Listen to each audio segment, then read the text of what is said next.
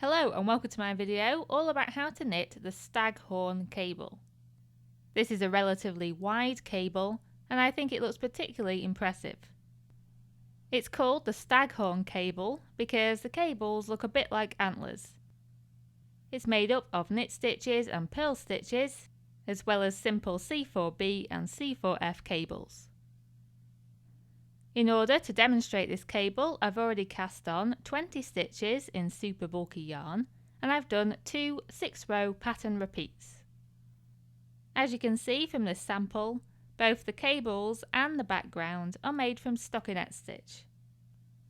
Okay, so let's get started. Row number 1 represents the wrong side of the knitting, and all we're going to do is purl across the entire row. Because we're only going to be knitting stockinette stitch, every odd numbered row in this pattern is going to be a purl row. And then we're on to row number 2, which represents the right side of the knitting. We're going to begin with 6 knit stitches. Just as a side note, the actual basic core pattern for the Staghorn cable is 16 stitches wide. The reason I've cast on 20 stitches instead is to add 2 extra stockinette stitches to either side of the cable, just as a border. The reason I say this is because you can remove those 2 stitches of stockinette stitch at the beginning and end of every row, and only cast on 16 stitches if you prefer. Okay, so next we're going to do a C4B cable, which is a back cross cable that's 4 stitches wide. To do this, you slip 2 stitches purlwise from the left hand needle onto the cable needle. You then leave the cable needle at the back of your knitting. Then knit 2 stitches from the left hand needle. Slide your stitches on the cable needle to the right hand side. And then knit those 2 stitches off the cable needle. And then we go straight into making a C4F cable, which again is a cable that's 4 stitches wide, but this time it's a front cross cable. To do this, again we use our cable needle to slip 2 stitches purlwise from the left hand needle. But this time we leave the cable needle at the front of our knitting. You then knit 2 stitches from the left hand needle and then knit the 2 stitches from the cable needle. This creates 2 narrow cables in a row that lean in opposite directions. We then finish the row with 6 knit stitches.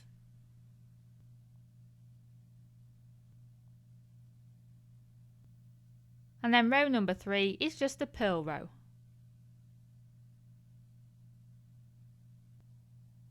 We then begin row number 4 with 4 knit stitches. You'll notice that there are fewer knits at the beginning and end of this row compared to the previous right side row. And that's because the cables are getting closer to the edges of your knitting. We then do a C4B cable. So we slip 2 stitches onto the cable needle and leave the cable needle at the back. We then knit 2 stitches from the left hand needle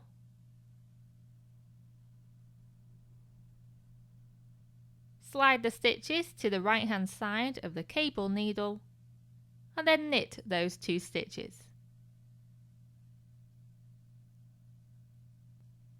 We then do 4 knit stitches, and this will form the stockinette stitch in between the cables. Then we do a C4F cable. So we slip 2 stitches onto the cable needle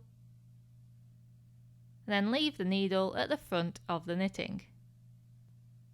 We then knit 2 stitches from the left hand needle and then 2 stitches from the cable needle.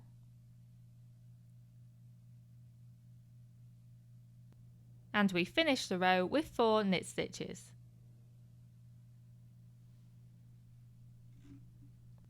and then row number 5 is a purl row.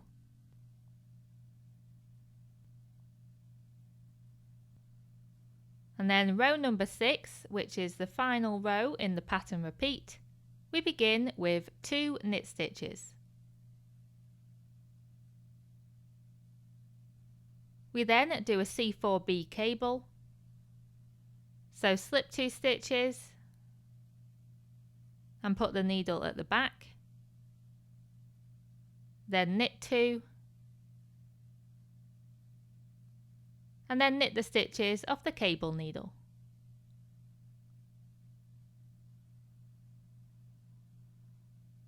Then we knit 8 stitches,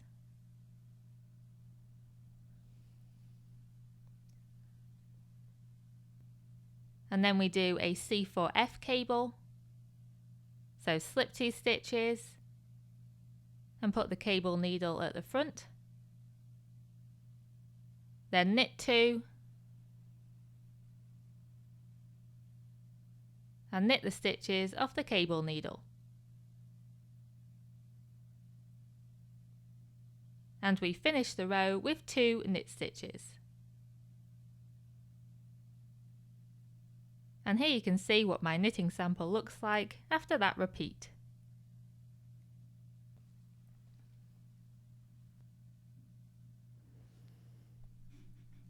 I personally love how this cable looks in super bulky yarn, but for comparison's sake, I also knit many repeats using a lighter weight double knit yarn. In this section of knitting here, I did the same repeat that I just demonstrated in the larger yarn. Then in the small section above it, I did the same 6-row pattern repeat, but I added 2 purl rows in between each repeat.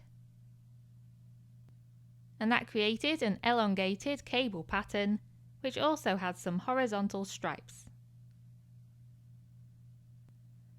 And then in the section above that, I did the same 6-row pattern repeat, but in between each repeat, I did a row of purl stitches and then a row of knit stitches. And that created this elongated cable pattern where the cables are spaced further apart. So it's completely up to you if you want to make any changes to the cable or just stick with the classic staghorn look. I really hope you enjoy knitting this cable, and thank you very much for watching.